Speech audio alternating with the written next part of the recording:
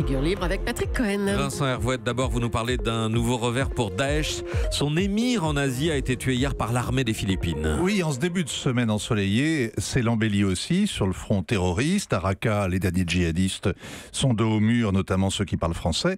Et au sud des Philippines, dans la grande île de Mindanao, la ville de Marawi connaît la même agonie des djihadistes pris au piège dans les ruines d'une ville qu'ils avaient conquise à la surprise générale.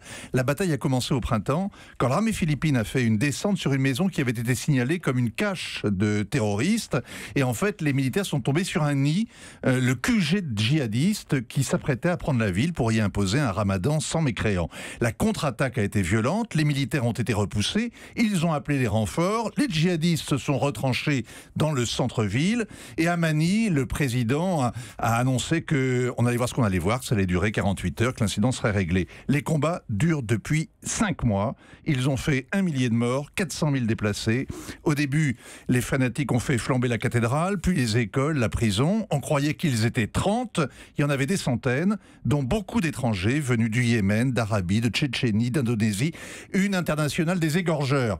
En face, les militaires philippins ont sorti les forces spéciales, puis les hélicoptères d'attaque, puis l'artillerie, enfin les chasseurs bombardiers, avec des conseillers américains et les services australiens qui étaient au balcon.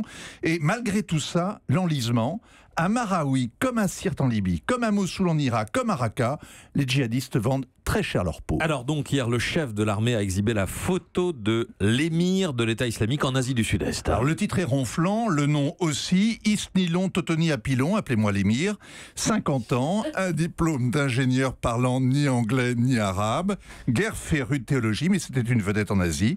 Les Américains avaient mis sa tête à prix, 5 millions de dollars, et les Philippines renchérissaient 350 000. À Mindanao, depuis 40 ans, il y a des rebelles musulmans qui tentent d'imposer une sécession dans cet archipel à majorité chrétienne.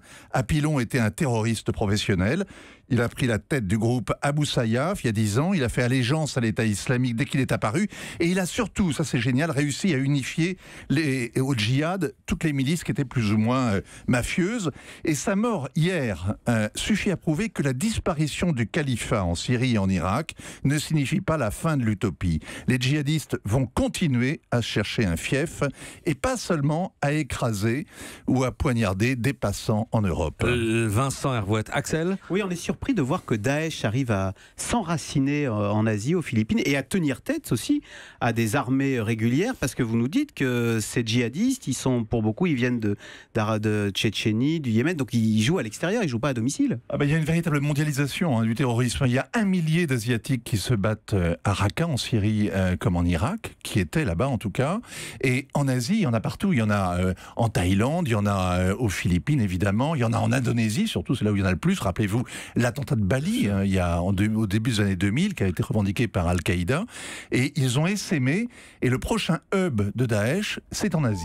Europe 1.